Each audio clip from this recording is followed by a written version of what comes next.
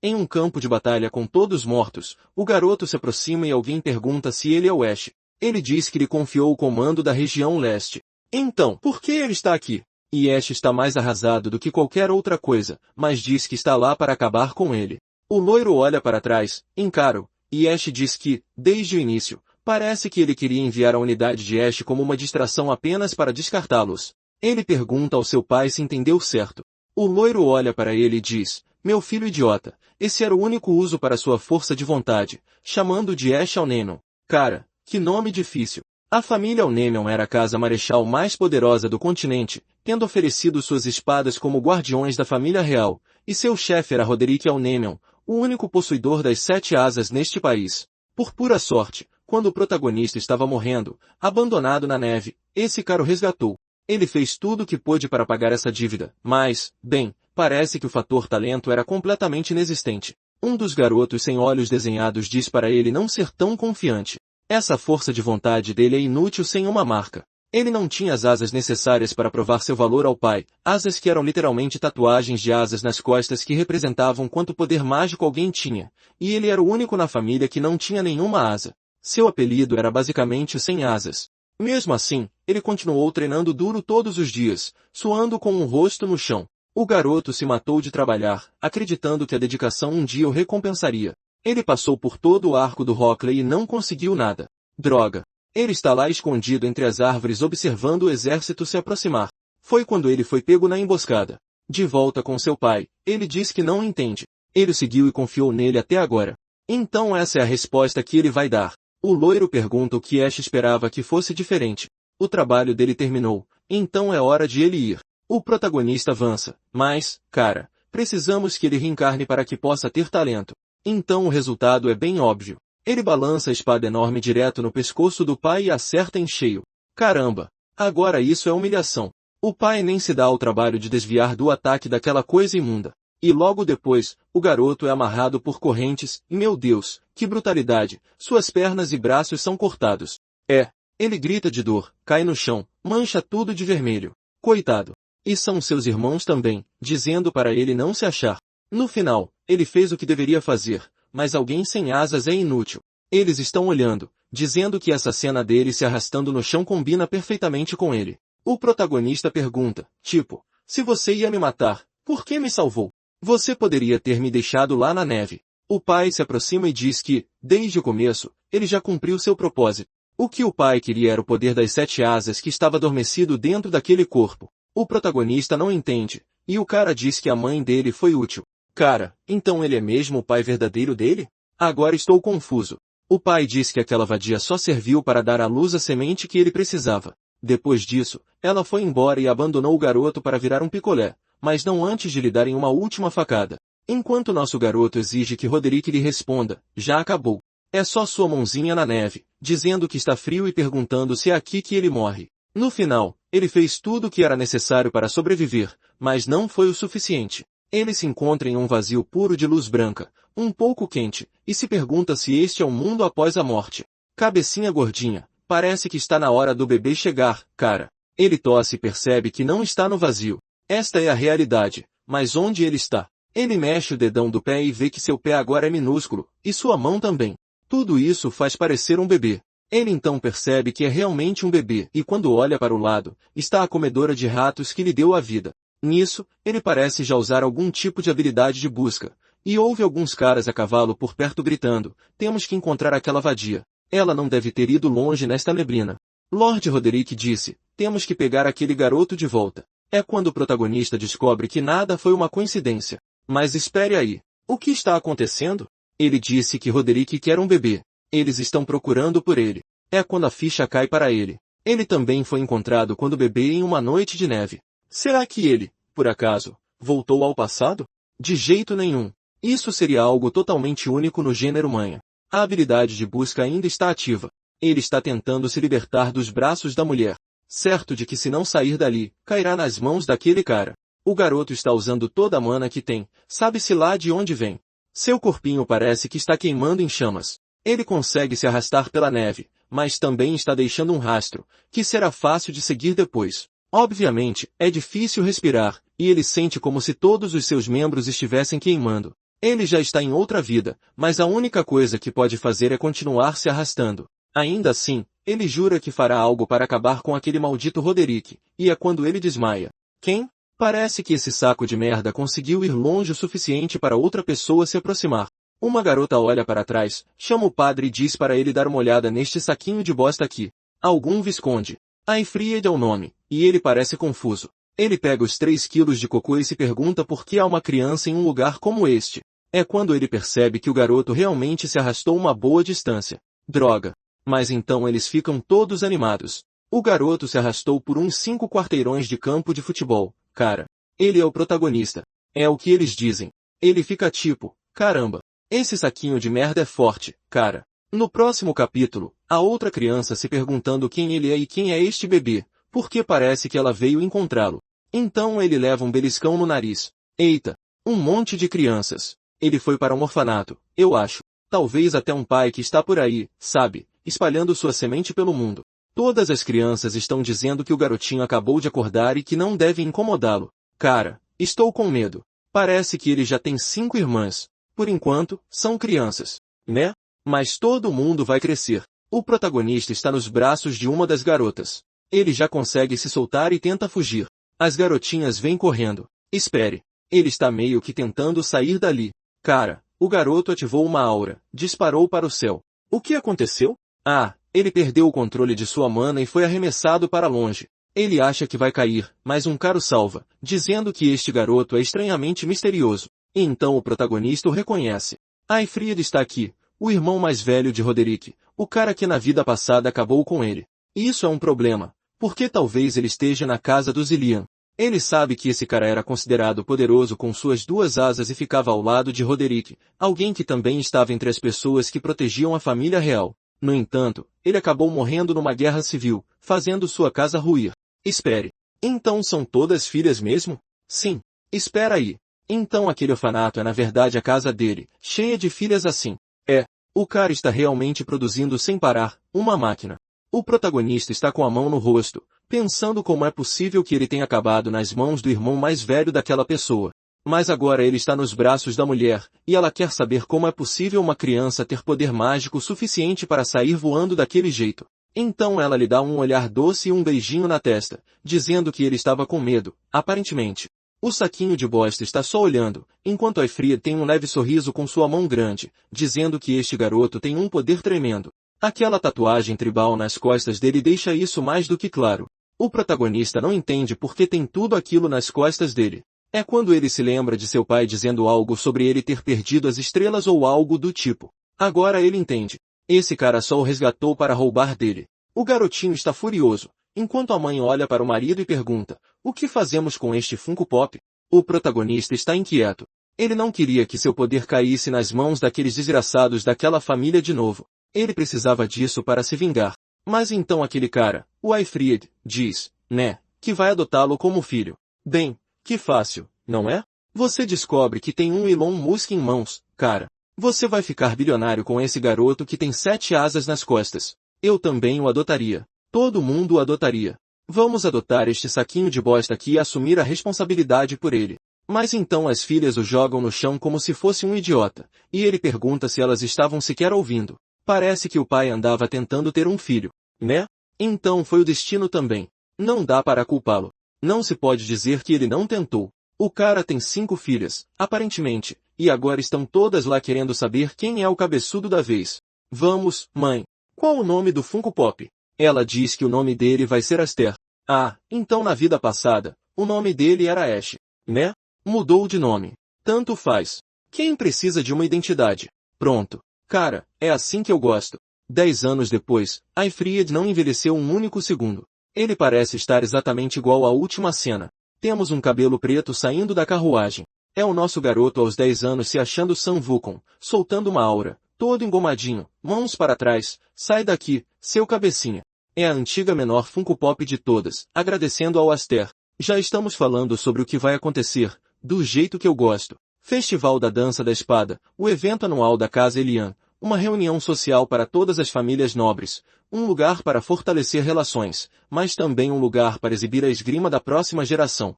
É aqui que muitos foram humilhados e intimidados. Enquanto eles passam, tem uns caras conversando. Olha, aqueles caras são da casa do Aifried. Eles vieram aqui para passar vergonha. Bando de lixo. Ouvi dizer que eles adotaram um Funko Pop. Deve ser aquele garoto estranho ali. Alfine diz a ele para não se importar. Naquele lugar, a fraqueza seria esmagada de qualquer jeito. Ela diz isso, mas ele consegue ver que ela está toda trêmula. E Aifried diz que essa é a posição da casa deles no momento. Ele queria que eles soubessem como são tratados. Parece que ele está desapontado. O protagonista diz que não.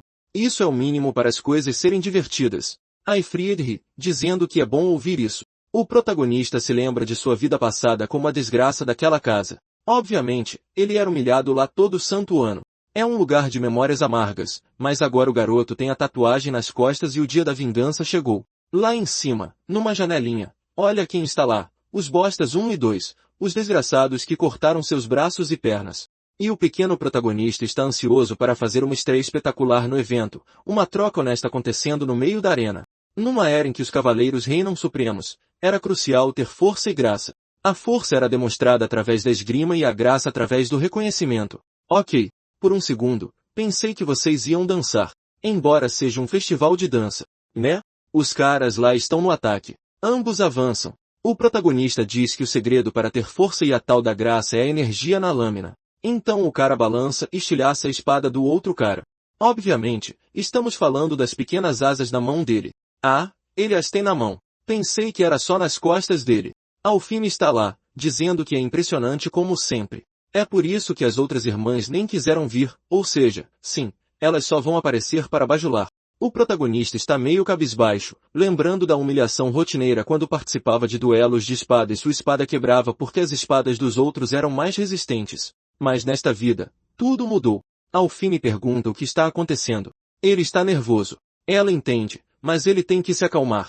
É o primeiro festival de dança da espada dele. Mas ele está sorrindo, dizendo que se sente nostálgico. Naquele momento, Aifried diz que precisa sair para a reunião dos adultos, então deixará Alfine aos cuidados dele. Ela diz ao pai para parar de inventar coisas. Ela é mais velha que o Esther. É ela quem vai cuidar dele. E Aifried diz, seu pestinha. Este lugar está cheio de crianças da sua idade, então vá construir suas conexões, faça contatos. Eu te peguei na neve porque você é um garoto especial, mas não deixe ninguém descobrir que você tem 7 asas, ou eles vão querer te matar, garoto. O protagonista diz que é bom ele ter avisado, mas está sendo encarado de todos os lados. Vai ser difícil socializar em uma atmosfera hostil como esta. Ele se afasta e imediatamente deixa para trás a irmã que seu pai lhe disse para cuidar 10 segundos atrás. Ele diz que vai fazer amigos. 2 otários estão sentados ali no sofá, e o ruivo pergunta quem ele é. O protagonista diz que é um prazer conhecer o irmão Darius. Ele se chama Sterilian, o irmão mais novo. Ele o viu de longe e veio dizer oi. O ruivo dá uma risadinha, então ele é aquele idiota adotado, sabe, encontrado na neve, pobre como o inferno. O cara já está bancando o Coringa, dizendo que é uma loucura dar o nome da família para alguém como ele. O protagonista se lembra muito bem quem são Darius e Grian, os 2 filhos legítimos desta casa, e os 2 otários que o mataram em sua vida passada. Pensar que ele costumava ter medo daqueles 2, no final, é inegável. Eles são apenas crianças fingindo ser adultos. Então Alfine o chama e diz que já chega. Ele já disse oi, então é hora de ir embora. Mas agora o inimigo dela aparece. Certo? Alguém chama por Alfine. Ah, não. Pensei que fosse outra pessoa, mas é o cara ruivo. E ele diz que, aparentemente, ela não está se escondendo atrás do pai hoje. Então que tal ela começar a entretê-los ali? É uma ordem da casa principal. Cara, as ameaças de vocês, crianças, são maduras demais, sabe? Sei lá. Diz que vai passar a perna nela, chamá-la de feia, roubar o chiclete dela, mas vamos pegar mais leve. Alfine, no entanto, não está com medo. Ela diz que não há relação de mestre e serva entre as casas, então ela se recusa. Ela puxa o protagonista e diz para ele ir. Ele ia recusar, mas ao ver como ela está tremendo, ele decide ir embora. Mas então o ruivo pergunta se ele sabe a história de que o pai deles não conseguiu proteger o rei, mesmo sendo um cavaleiro, e por causa disso, o irmão dele teve que cortar seu braço. Ainda bem que ele não tem uma linhagem imunda como a deles. É nesse momento que Alfine se cansa. Ela vai lá para bater no cara, e uau! Ele cospe vinho no rosto dela. Meu Deus! Ela apenas fica parada enquanto ele diz que o pai dela deve estar desapontado por ter uma filha imunda que nem sequer conseguirá passar os títulos adiante. Eles são 2 idiotas se acham que este lugar é um salão de dança. Ninguém está lá para fazer amigos. O protagonista percebe isso. Droga. Ele realmente estava errado quando veio a este lugar. Ele imaginou que, como já tinha sido adulto, ver os rostos dessas crianças não o deixaria furioso, mas não foi o caso. Ele pega uma garrafa de vinho do cara ao lado, joga para cima e diz para Darius, pegue. O cara pega meio desprevenido para não atingir seu rosto, e tum. O protagonista corta, espirrando vinho por toda a cabeça do idiota. Não entendi. O protagonista passa a mão pela lâmina e a lambe sem motivo algum. Meu caro, por que você fez isso? Mas ele está cultivando aura. Como ele provou, sabe que é suco de uva e diz que combina com crianças como eles. Graças a Deus. Certo? Você não iria querer que eles bebessem álcool na cidade, iria, meu caro? Então, de repente, voltamos 3 anos no tempo com o protagonista explodindo de aura enquanto seu pai lhe diz para se acalmar. Ele quer matar as irmãs dele ou o quê? Cara, calma. Protagonista. As meninas estão todas lá em choque. Aparentemente, foi quando ele ativou o poder das 7 asas. O rei Aifrid estava até com medo. Ele estava perdendo a esperança de que este garoto conseguiria controlar isso. Nesse momento, estamos de volta ao baile, e um cara abre a porta dizendo que um desastre aconteceu. O cara à esquerda pergunta o que é. Eles estão no meio de uma reunião importante. Então o homem diz que um garoto desafiou a casa principal para um duelo. Ele diz o nome William, e ele e o cara lá não entendem o que aconteceu. Agora que estou reparando, ele realmente não tem um braço. Ele está lá, todo imponente com aquele casaco sobre o ombro, e então Alfine entra gritando desesperadamente. Ele pergunta o que aconteceu. O cara barbudo, no entanto, está animado, dizendo que é ótimo ver uma luta entre irmãos como esta. Não é algo que se vê todos os dias. Dependendo do resultado, o sucessor e o vencedor do festival de dança podem acabar sendo decididos ali mesmo. Darius levanta a mão, mostrando as 4 asas, dizendo que o garoto é um idiota por arrumar briga com a família principal. Todos ficam tipo, meu Deus, ele tem 4 asas. Ele é muito foda. Ele diz ao garoto para dar um passo à frente e mostrar seu potencial, ou ele está com medo da humilhação que está prestes a sofrer. O protagonista diz que quem deveria se envergonhar é o Darius, se achando só porque tem uma marca na mão em vez de realmente mostrar seu poder na luta, e ele o avisa, se ele vencer, o garoto terá que se desculpar com a irmã dele. Darius diz tudo bem, mas se o resultado for diferente, de agora em diante, Aster será seu cachorro. Ele avança, dizendo que o garoto será tratado como lixo pelo resto da vida, e ataca o protagonista, que consegue se defender e é empurrado para trás. Ainda assim, a espada de Darius dá uma pequena tremida. Darius diz que hoje ele aprenderá a diferença de poder entre os escolhidos pelos deuses. Alfine chama pelo protagonista, enquanto o barbudo diz que é inegável que a esgrima de Darius ainda é bem ruim. Mas não importa o quão lixo seja, ele tem poder mágico suficiente para compensar. Se uma asa representa uma vela acesa, então a partir de 4, você basicamente tem uma explosão de mana acontecendo. E Darius fica tipo, cadê aquele espírito de antes, amigão? Você não ia me fazer pedir desculpas, ou era só papo? Droga. Ele vai lançar aquele ataque duplo por cima, por trás. O gordinho tem certeza de que a luta acaba ali mesmo. Darius acerta em cheio, mas o protagonista ainda consegue bloquear. O cara está em choque. Agora o garoto fica sério, com os olhos semicerrados, e diz que Darius fala demais, o jogando para trás. Nestes últimos 10 anos nesta casa aprendendo a usar magia, ele esperou pela chance perfeita para se vingar, e agora é ele quem vai para cima. Golpe imenso. Darius não aguenta o golpe pesado do protagonista e, bum, cai de joelhos enquanto nosso garoto mantém a pressão, com a lâmina quase em seu rosto. O ruivo não consegue entender como está sendo pressionado quando tem 4 asas. O protagonista mantém aquele olhar de Tommy Shelby enquanto todos ao redor estão estranhando. Darius estava sendo completamente derrotado. Como essa casa arruinada poderia ter alguém como ele? Enquanto isso, Aifrid está pensando que esta situação é terrível. O protagonista lembra que este cara cortou seu braço. Ele fará isso de novo? Ele continua aumentando sua aura. As pessoas à distância estão gritando para ele não fazer isso. O barbudo está impressionado e, então, bum, um pedaço da espada cai no chão. O protagonista partiu a espada de Darius ao meio e disse para ele não se borrar da próxima vez. Então ele se vira e diz que não é mais o Ash sem asas. Alfine observa toda feliz enquanto ele pensa que pelo menos conseguiu extravasar um pouco de seu ódio. Mas então, do nada, ele sente aquela fraqueza repentina. Olha, hora do chefe final lá em cima. Quando ele olha, a fera está apenas encarando. O maldito Roderick. Todos na arena estão dizendo que é inacreditável que um garoto daquela família imunda venceu alguém da casa principal. Mas este pode ser o pior resultado, porque agora eles não ficarão quietos. O protagonista está surtando enquanto o chefe da família se aproxima. Ele projeta uma sombra sobre o garoto, o encara enquanto o protagonista permanece sério.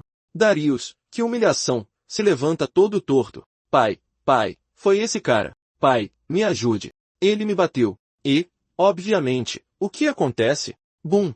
Seu próprio pai prende sua mão com a espada. Todos na arena se assustam quando Roderick diz que ele é uma desgraça. O que ele está fazendo? Arrastando o nome da família na lama? Alguém que não consegue nem cuidar de si mesmo. Aifried tenta intervir. Roderick, pare com isso. Mas o homem diz que aquele garoto não tem o direito de carregar uma espada. O golpe vem. Mas então, meu Deus, o protagonista entra na frente. Você é um idiota? Espero que você esteja se metendo porque quer morrer. Não venha com essa para cima de mim. Eles não sabiam de nada. Ah, não. Espere. O protagonista diz que este cara ainda não se desculpou com sua irmã, então esta punição terá que esperar. Droga. Roderick diz que é melhor o garoto se lembrar que é um órfão. Ele acha que pertence a esta família? O protagonista diz que ele é o filho do Visconde. Sim. E quando se julga um cavaleiro, qual é o peso que decide seu valor? Ele disse isso meio que insinuando que se trata de força. Certo? E Roderick está apenas observando Aifried lá em cima com o canto do olho.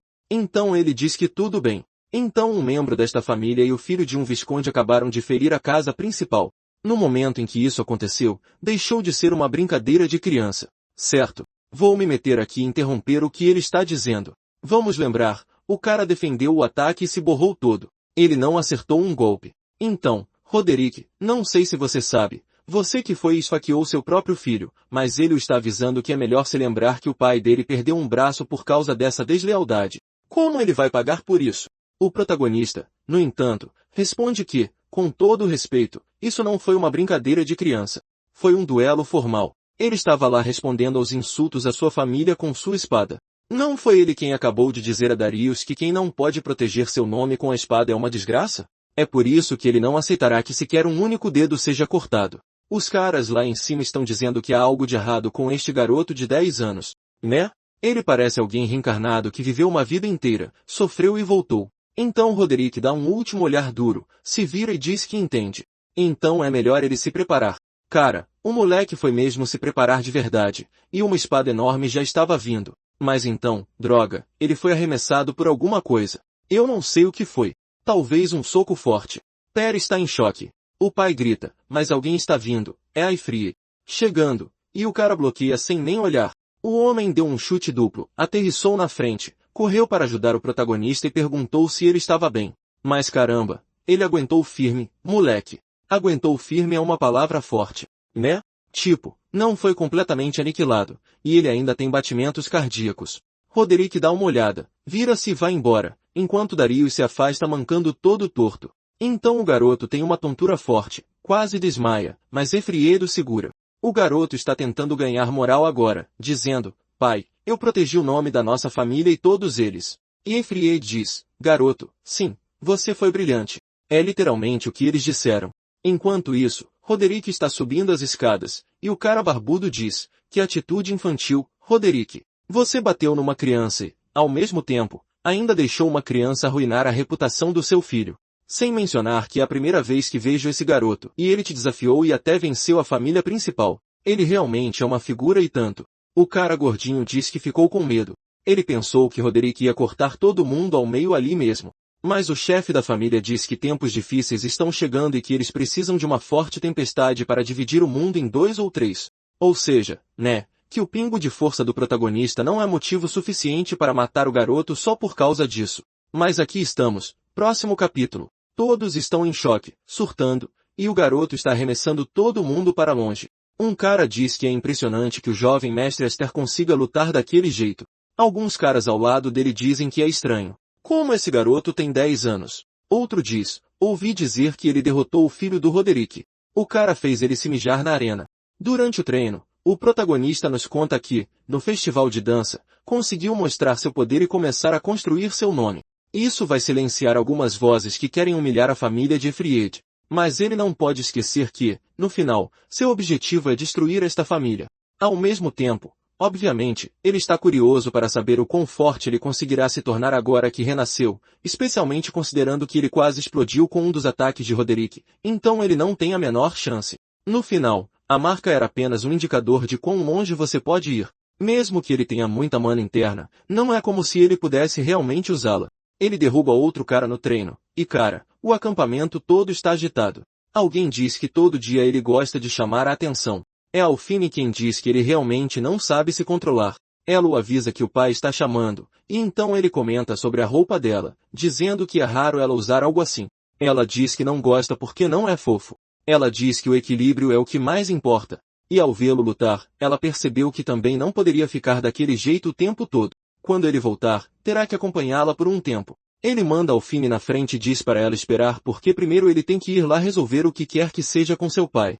Então ele chega lá e Aifried diz: "E aí? O que foi? Garoto, é o seguinte. Já se passaram 10 anos que você está na família, e o momento chegou. Eu esperava que você crescesse um pouco mais, mas aqui está, a prova de que você será o próximo chefe da família." Basicamente, ele o está nomeando como sucessor, o futuro visconde, e é bom que ele entenda o quão delicada é essa posição. Como parte desta família e como senhor de um território, havia muitas coisas que precisavam ser protegidas, e Aifried não pode deixar o assento de sucessor vago para sempre. Nosso garoto quer saber se as irmãs dele concordam com isso. Ele diz que elas voltarão da academia de cavaleiros em 3 dias, e é quando ele oficializará. Uau! A de cabelo branco se chama Malfa, e a de cabelo vermelho se chama Kudo. Meu Deus, que nome feio!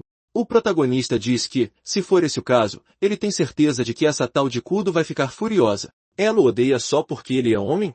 Que sentido isso faz? E obviamente, porque ele tem as 7 asas. Ele se levanta dizendo que não pode aceitar isso. Ele mal consegue controlar sua própria mana, e é um cara inexperiente que quase matou a própria irmã. Ele não se sente confiante de que seja possível convencê-las. Aifried dá um sorrisinho e diz que sempre duvidou que o garoto cabeçudo fosse realmente uma criança. É exatamente por isso que ele sabia que esta seria a resposta, e aqui está o verdadeiro presente que vai agradá-lo. O pequeno protagonista se assusta. Cara, o sujeito entregou a ele uma espada enorme. Parece meio pequena dentro daquela caixa, não parece? Ou eu estou viajando? Bom, não sei se você gosta de facas, mas ei, né? É isso que importa.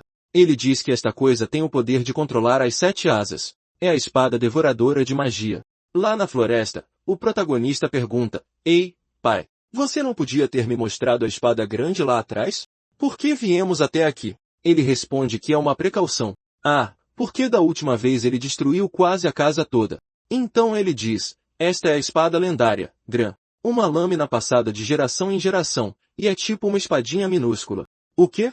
Você está zombando de pessoas com espadas pequenas? O que importa é a habilidade, e além disso, esta é grande o suficiente para fazer seu trabalho quando entra em um corpo, não é? É. Ah, tá bom. Está tudo explicado. Eles estão brincando, mas é porque é realmente uma grande espada quebrada. E o pai diz: "Olha, parece quebrada, certo? Mas se você colocar força nela, ela cresce. É uma lâmina que muda de forma de acordo com a magia do usuário." Caramba! O cara soltou um Kamehameha e destruiu a floresta inteira. Isso é meio apelão, não é? A parte ruim dessa espada é que se sua mana for meio fraca, ela te drena, e você acaba mais desgastado do que ficaria com outra. É por isso que é uma lâmina infame. Agora vem aqui, garoto. Pegue-a. O pequeno protagonista pega. Tipo, espere aí. Eu vou mesmo colocar minha mana nessa coisa? A energia começa a se acumular ao redor dela imediatamente, fazendo perceber que, estranhamente, a espada agora está puxando sua mana, e ele não precisa fazer nada. Então, de longe, os cavaleiros veem uma energia cortando os céus. Um deles pergunta: "Que diabos é isso? Um cometa caiu?" Eles não entendem muito bem, mas Alphine tem certeza. Parece que esta foi a resposta de Aster. O pequeno protagonista diz: "Pai, esta espada é excepcional." Ao que ele responde que o excepcional é o talento do garoto e avisa que ninguém nesta família jamais teve 7 asas. Se ele dominar esse poder, um dia ele vai superar até mesmo Roderick. Obviamente, esse é exatamente o objetivo dele, mas seu pai avisa que grandes poderes vêm com grandes conflitos. No momento em que descobrirem que o garoto tem 7 pequenas asas, todos irão odiá-lo e cobiçá-lo.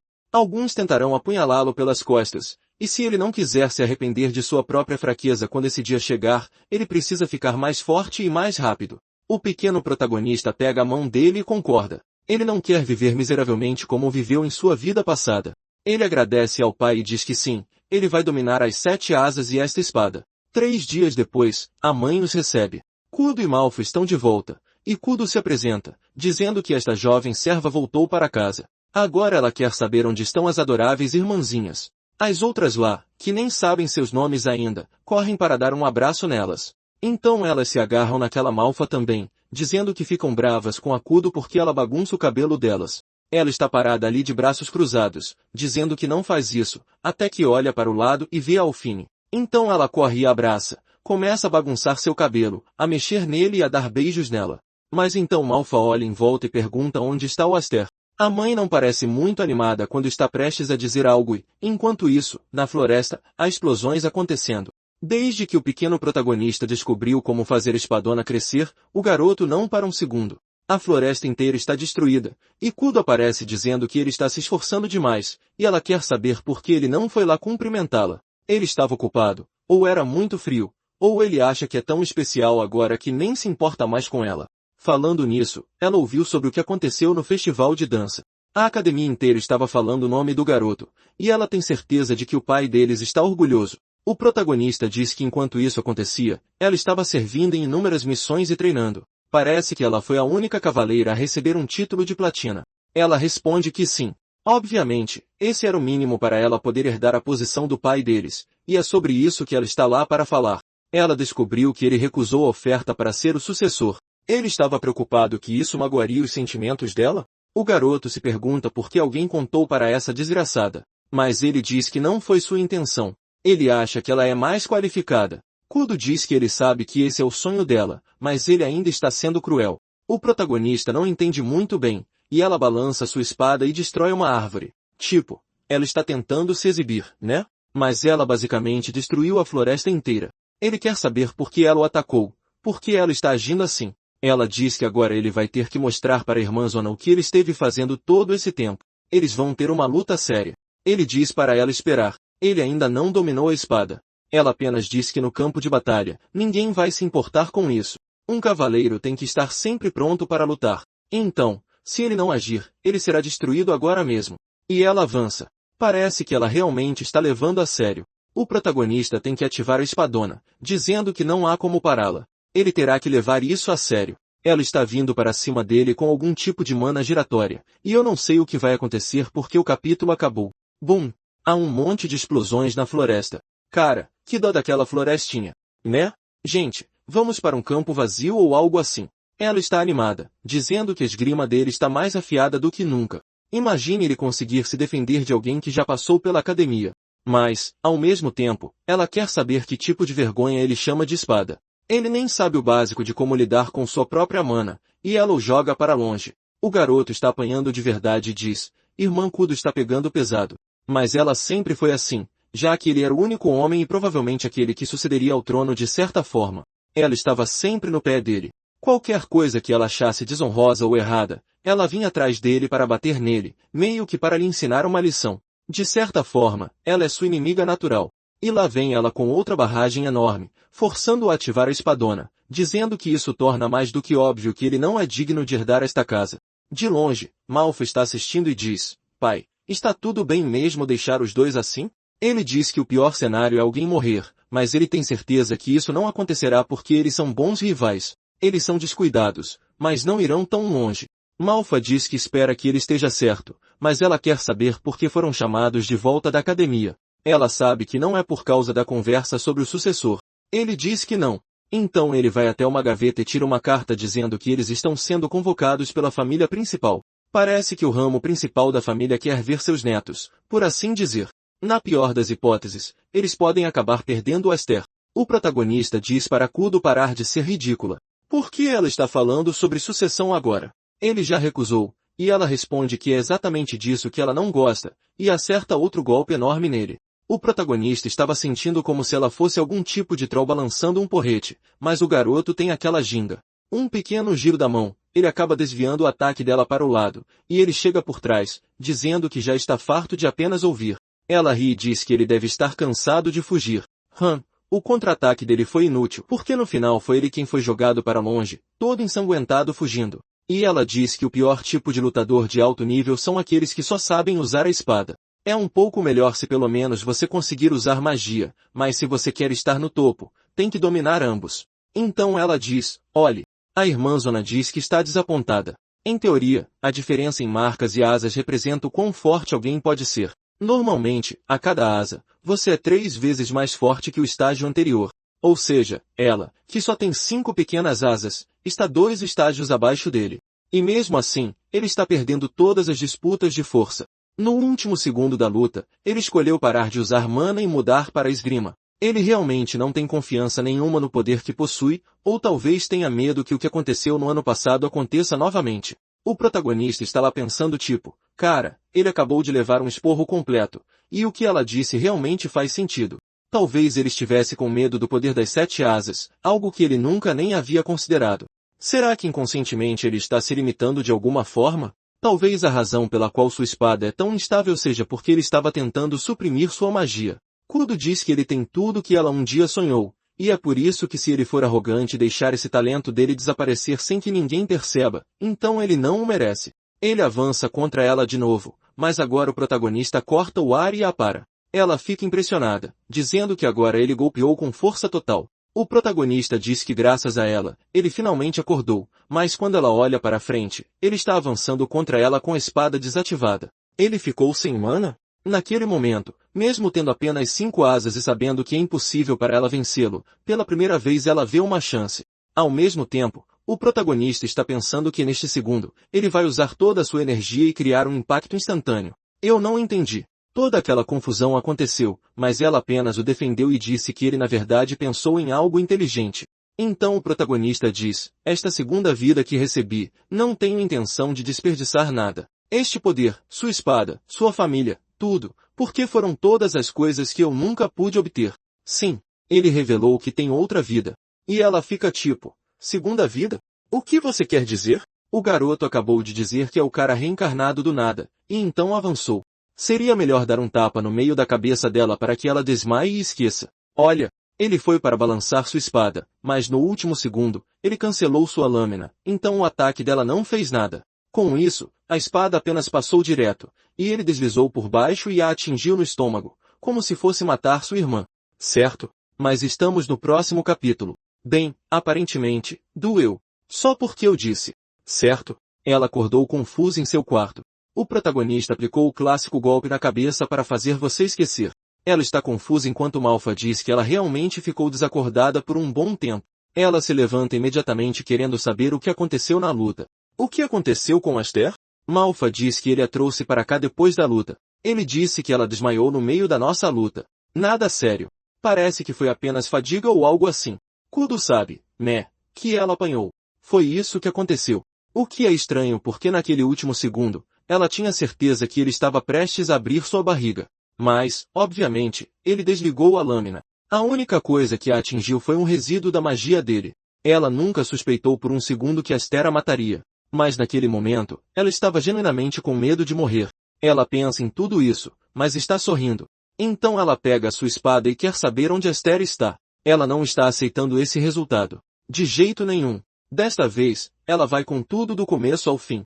Mas Malfa avisa que, infelizmente, ele partiu. Ela pergunta para onde, e sua irmã explica. Parece que ele foi convocado para a família principal. Ele e seu pai partiram algumas horas atrás. Ela está furiosa, dizendo que não sabia disso. Enquanto isso, o pequeno protagonista está em sua carruagem. Aifried está avisando o protagonista que os anciãos que eles vão encontrar hoje são os que apoiam a família das sombras, os chefes antigos, as outras famílias e figuras proeminentes. Basicamente, um bando de aposentados que ainda tem uma influência enorme, os soberanos das sombras, pessoas que não mostraram interesse em nosso garoto quando ele foi adotado. Mas depois de sua performance, estranhamente, agora eles querem conhecê-lo. O protagonista diz que é óbvio que é por causa do resultado do festival de dança. Isso porque esta família valoriza mais o prestígio do que dinheiro, vida ou qualquer outra coisa, e aqueles que mancham esse prestígio, garoto, são jogados aos lobos. Aifried pergunta ao menino, seu garoto maluco, onde você ouviu essa história? Ele diz que ouviu por aí, nada de especial. De qualquer forma, ele está preparado para uma execução privada ou exílio se não conseguir demonstrar seu poder. Aifried pergunta se ele está realmente bem, se ele entende que algo assim pode acontecer, como ele pode partir sem nem se despedir. Ele diz que está tudo bem.